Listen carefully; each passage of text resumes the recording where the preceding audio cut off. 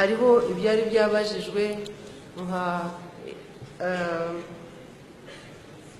hari ikibazo cyari cyabajijwe bakoresheje SMS kibaza ibijyanye n'intanga z'ingurube.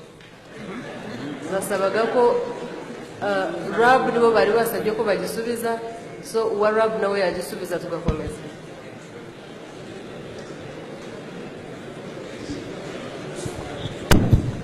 ariko n'iby'inka ntabwo birakora neza.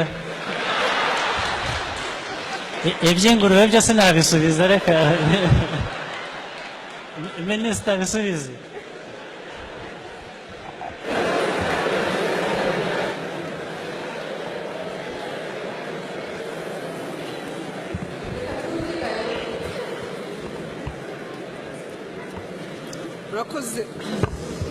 Murakoze nyakubahwa Perezida wa Repubulika. Nk'uko mubivuze, ikibazo cy'intanga, gutera intanga turacyagifite muri Minisiteri.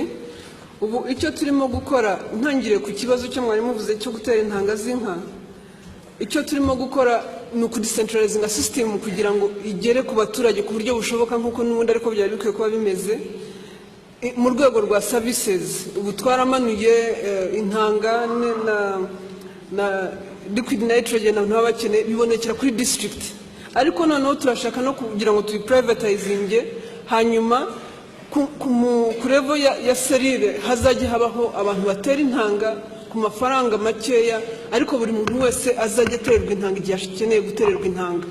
So turimo iyo service kuyidecentralizinga kugira ngo ye kwitwa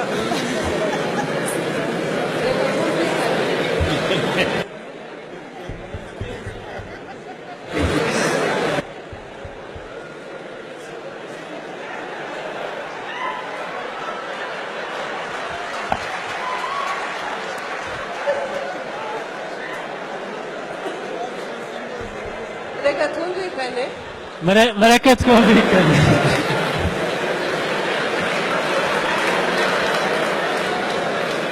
Excuse me.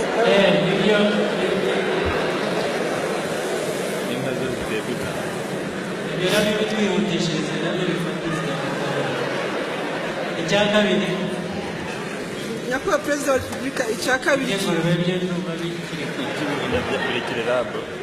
kabiri kijyanye n'icy'ingurube, actually twimpotinze imfizi z'ingurube.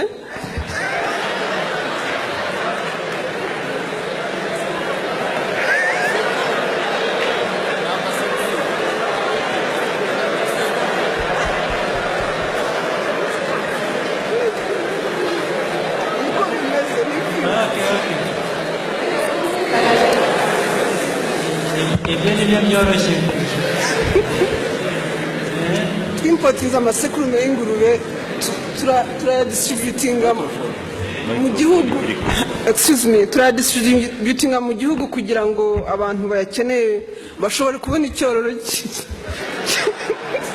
Excuse me. Ariko byo byarakozwe Excellency. Ariko na gahunda yo kugira ngo intanga ziboneke z'ingurube nayo irimo gukorwa, nayo iri mu progress.